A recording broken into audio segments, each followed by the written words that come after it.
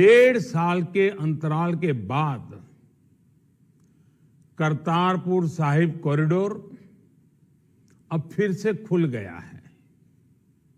साथियों, गुरु नानक जी ने कहा है, बीच दुनिया सेवी कमाइए त दरगिही बेसन पाइए। यानी संसार में सेवा का मार्ग अपनाने से ही जीवन सफल होता है। हमारी सरकार इसी सेवा भावना के साथ देशवासियों का जीवन आसान बनाने में जुटी है। न जाने कितनी पीढ़ियां जिन सपनों को सच होते देखना चाहती थी, भारत आज उन सपनों को पूरा करने का भरपूर प्रयास कर रहा है। साथियों, अपने 5 दशक के सार्वजनिक जीवन में मैंने किसानों की परेशानियों को, उनकी चुनौतियों को बहुत करीब से देखा है, महसूस किया है। इसलिए जब देश ने मुझे 2014 में प्रधानमंत्री के रूप में सेवा का अवसर दिया, तो हमने कृषि विकास, किसान कल्याण को सर्वोच्च प्राथमिकता दी। साथियों, इस सच्चाई से बहुत लोग अनजान हैं कि देश के 100 में से 80 किसान छोटे किसान हैं। उनके पास 2 हेक्टेयर से भी कम जमीन है। आप कल्पना कर सकते हैं, इन छोटे किसानों की संख्या 10 करोड़ से भी ज्यादा है। उनकी पूरी जिंदगी का आधार यही छोटी सी जमीन का टुकड़ा है। यही उनकी जिंदगी होती है। और इस छोटी सी जमीन के सहारे ही वो अपना और अपने परिवार का गुजारा करते हैं। पीढ़ी दर पीढ़ी परिवारों में होने वाला बंटवारा इस जमीन को और छोटा कर रहा है। इसलिए देश के छोटे किसानों की चुनौतियों को दूर करने के लिए हमने बीज, बीमा, बाजार और बचत, इन सभी पर चौतरफा काम किया। सरकार ने अच्छी क्वालिटी के बीज के साथ ही किसानों को neem coated urea, soil health card, micro irrigation जैसी सुविधाओं से भी जोड़ा। हमने 22 करोड़ सॉइल हेल्थ कार्ड किसानों को दिए और इस वैज्ञानिक अभियान के कारण एग्रीकल्चर प्रोडक्शन भी बढ़ा। साथियों, हमने फसल बीमा योजना को अधिक प्रभावी बनाया। उसके दायरे में ज्यादा किसानों को लाए। आपदा के समय ज्यादा से ज्यादा किसानों को आसानी से मुआवजा मिल सके, इसके लिए भी पुराने नियम बदले। इस वजह से बीते 4 साल में 1 लाख करोड़ रुपए से अधिक का मुआवजा हमारे किसान भाई बहनों को मिला है। हम छोटे किसानों और खेत में काम करने वाले श्रमिकों तक बीमा और पेंशन की सुविधाओं को भी ले आए। छोटे किसानों की जरूरतों को पूरा करने के लिए सीधे उनके बैंक खातों में 1,62,000 करोड़ रुपए ट्रांसफर किए, सीधे उनके खाते में। साथियों, किसानों को उनकी मेहनत के बदले उपज की सही कीमत मिले, इसके लिए भी अनेक कदम उठाए गए। देश ने अपने रूरल मार्केट इंफ्रास्ट्रक्चर को मजबूत किया। हमने एमएसपी तो बढ़ाई ही, साथ ही साथ रिकॉर्ड सरकारी खरीद केंद्र भी बनाए। हमारी सरकार द्वारा की गई उपज की खरीद ने पिछले कई दशकों के रिकॉर्ड तोड़ दिए हैं।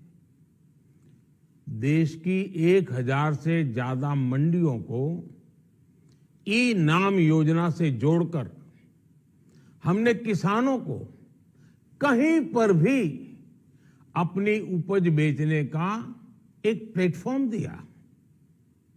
और इसके साथ ही देश भर की कृषि मंडियों के आधुनिकीकरण पर भी हमने करोड़ों रुपए खर्च किए। साथियों, आज केंद्र सरकार का कृषि बजट पहले के मुकाबले 5 गुना बढ़ गया है। हर वर्ष 1.25 लाख करोड़ रुपए से अधिक कृषि पर खर्च किए जा रहे हैं। 1 लाख करोड़ रुपए के एग्रीकल्चर इंफ्रास्ट्रक्चर फंड के माध्यम से गांव और खेत के नजदीक भंडारण, इसकी व्यवस्था, कृषि उपकरण जैसी अनेक सुविधाओं का विस्तार, ये सारी बातें तेजी से हो रही है। छोटे किसानों की ताकत बढ़ाने के लिए 10,000 एफपीओ किसान उत्पादक संगठन बनाने का अभियान भी जारी है।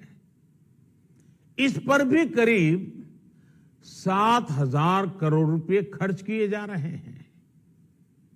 माइक्रो इरिगेशन फंड के आवंटन को भी 2 गुना करके 10,000 करोड़ रुपए कर दिया गया है।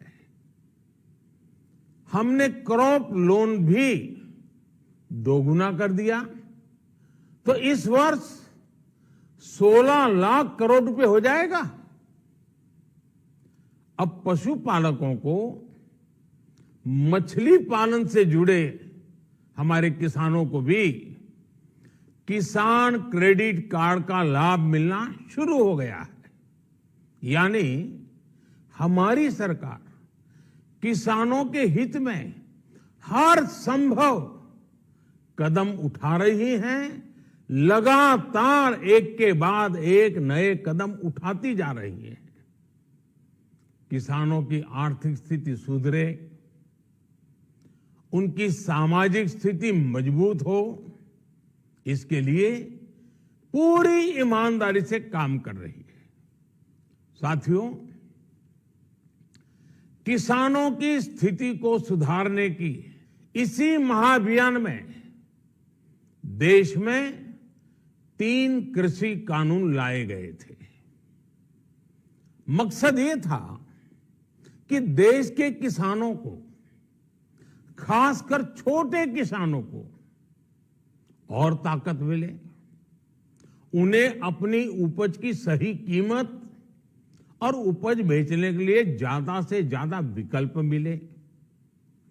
बरसों से ये मांग देश के किसान, देश के कृषि विशेषज्ञ, देश के कृषि अर्थशास्त्री, देश के किसान संगठन लगातार कर रहे थे। पहले भी कई सरकारों ने इस पर मंथन भी किया था। इस बार भी संसद में चर्चा हुई, मंथन हुआ और ये कानून लाए गए।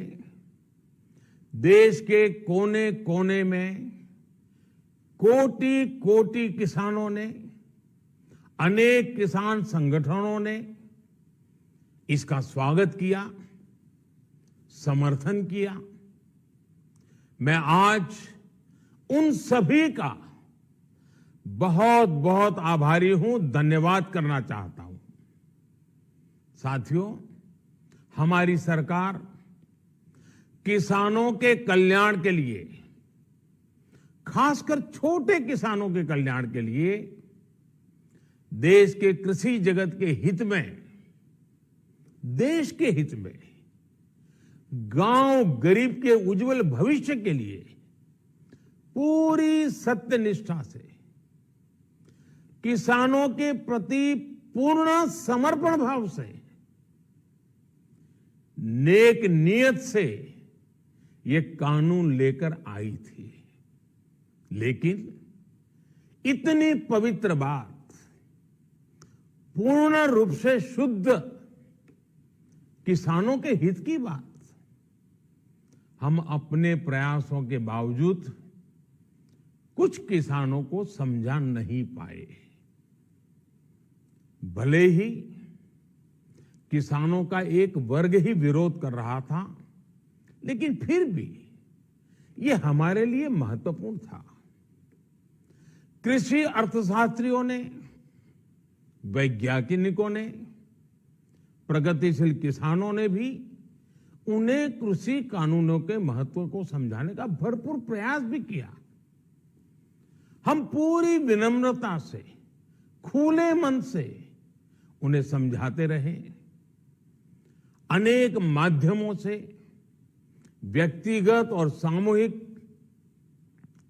बातचीत भी लगातार होती रही।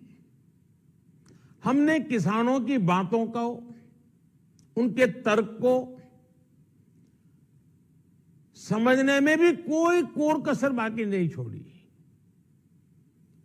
कानून के जिन प्रावधानों पर उन्हें ऐतराज था, सरकार उन्हें बदलने के लिए भी तैयार हो गई। 2 साल तक हमने इन कानूनों को सस्पेंड करने का भी प्रस्ताव दिया।